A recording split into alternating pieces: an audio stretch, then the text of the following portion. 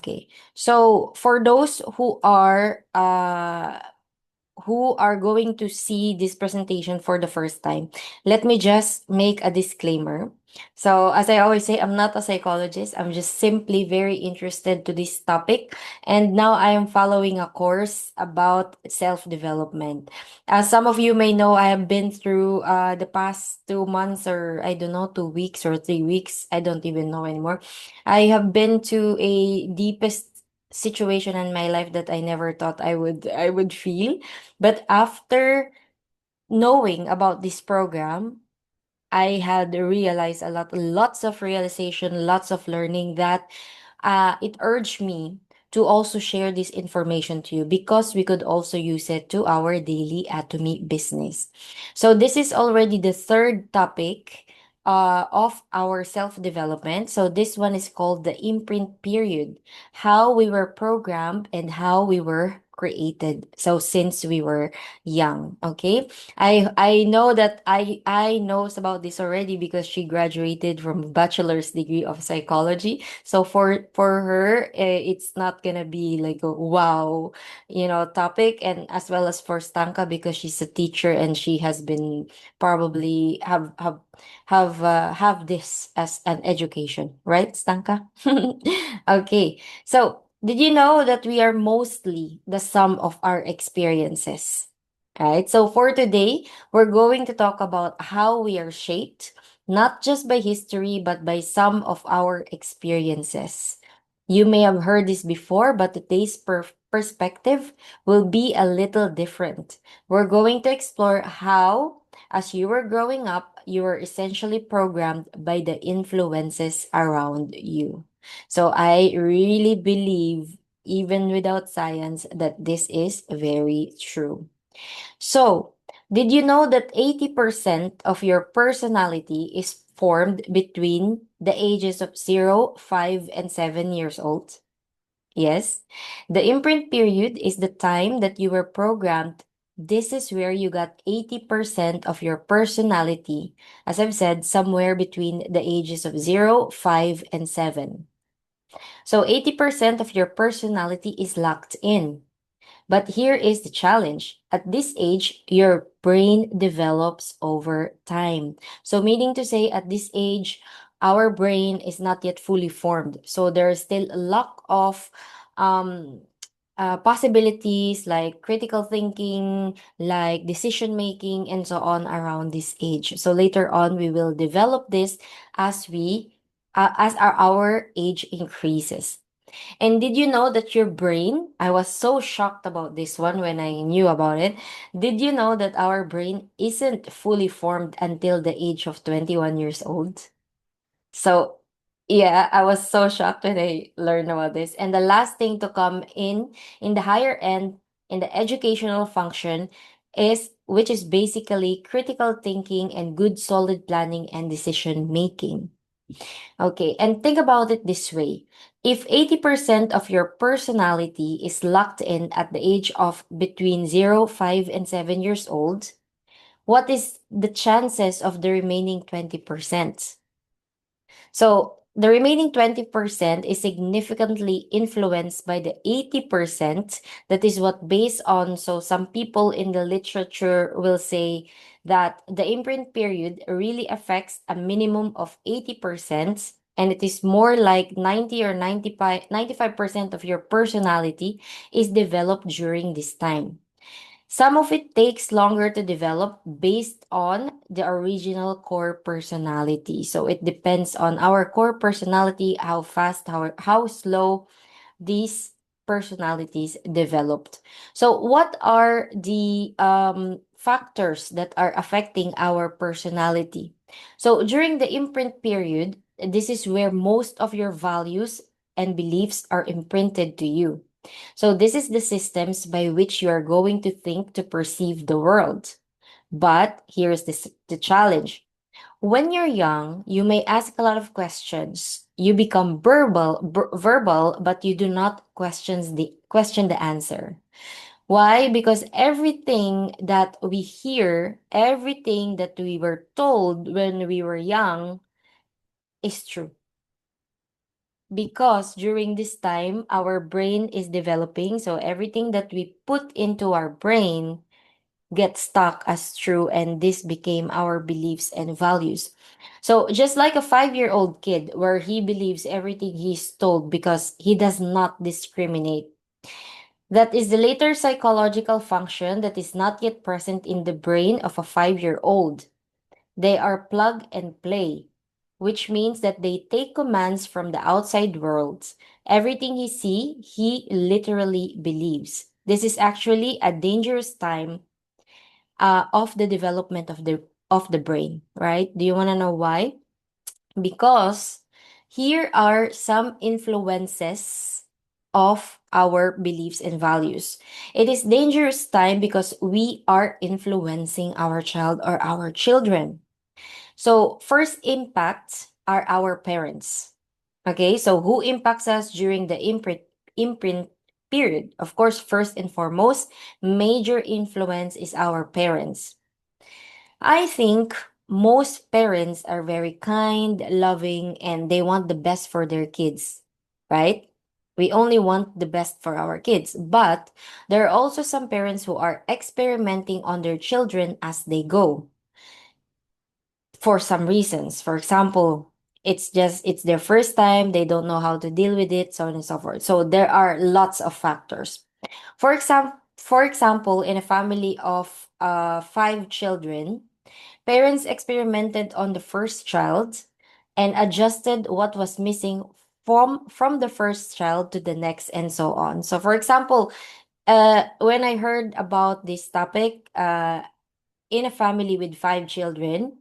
So the professor said, if you are the fifth child or the fourth child, then you are very lucky because your parents already has polished all the flaws from the first, second, and third child. So when they come to the fourth or the fifth, then they already know like exactly what to do to the child, right? Okay. So parents, they raise their kids exactly the way they were raised, except that they have altered some things, but they don't realize that their parents did the same thing. And their parents before them and their parents before them. So little do we know, we are also raising our children the way we were raised before, right? Because those are the experiences from the past that were passed on to us until our next generation, so on and so forth. And the next influence, biggest influence of the core beliefs and values of children are teachers.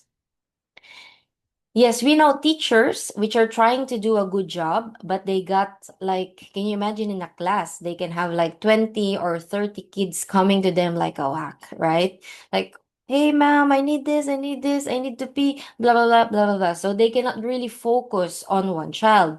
So it depends on how large is the classroom is right. Right, they can care about the child, but they can never care like parents do to their own child. Because as I've said, the attention is not limited to one. So they have to divide the attention to how many children are in the room. So for example, teacher is one, there are 30 children. So if you can imagine, one teacher should divide the attention to 30 children. Now, according to this course, teachers may not believe the way parents believe, and they think the way we think. They may not be instilling the right values that we want our kids to have, or vice versa. Okay? Because again, when it's our own children, we care about our children, we want the best for our children. And the next one is the media. So this is really very dangerous right now, but sometimes for most of the parents, we do not have a choice because we work full time. When we go home, we have to have, we have to do our daily chores, we have to cook, and we have to be a mother, we have to do everything at home. So why the media? Most kids, their babysitter is the TV, right? And the media's only job is to sell us things. So we are getting programmed in the media all the time. So let's say, for example, if a child watches on YouTube, so YouTube is trying to sell us something, the child subscribes, and the person who's making the video, of course, earns in a specific in specific timing. And plus, there are also some things that we don't see that are, sometimes our children watches. I'm also very, how do you say, very guilty about this sometimes. So media really not good for children at this age. So have you heard about the term GIGO or GIGO? No. I have you heard about GIGO? No? Okay. So in this imprint period, we must remember that we are being programmed. We are like a computer or a hard drive. Here's one thing I learned about is that it is called GIGO or GIGO, which stands for garbage in, garbage out. So whatever is put in, that is what will come back out. So what the professor advised during this topic is do not recrap or do not watch crap, because those are what is going in, and eventually if a lot of crap goes in, of course we will be full of crap. So I myself, I'm guilty about that. I know every one of us, maybe some of us not, but let's be honest, who is guilty of when we are scrolling on social media, we tell ourselves, okay, I will just scroll for 15 minutes because I have to do something after that. But then we end up scrolling for like an hour. Who's guilty?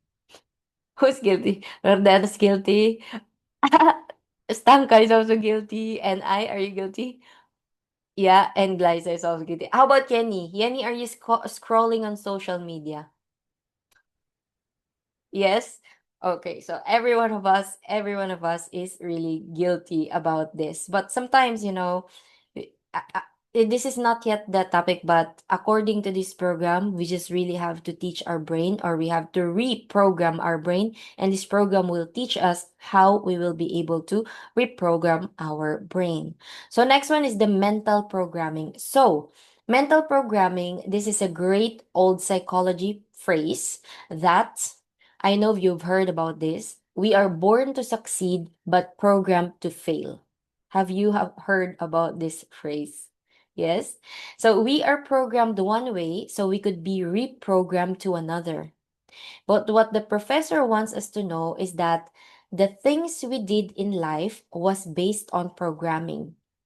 You are running a program in a lot of ways. We are not free to be any other way.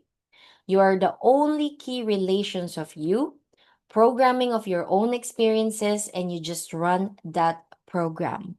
So, well, for myself, if I can control the programming, I could actually control my life because I program how I wanted me to be. Okay? So, everybody is a perfect product of their training. So we are actually training ourselves, we are programming ourselves, we are reprogramming ourselves, and we are the only person, the key person that could really have the best program for ourselves. So in like in the Atomy business, if we program ourselves to succeed in Atomy, what are we going to instill ourselves? So of course we are going to instill ourselves knowledge about the Atomy business, knowledge about the Atomy products, knowledge on how to introduce our products and how to grow. That's why we are learning about the products, about the system, about self-development all together, because all of these amazing information can be the key to our success. So the next topic that we will have next week for our self-development is the amazing truth about values and beliefs.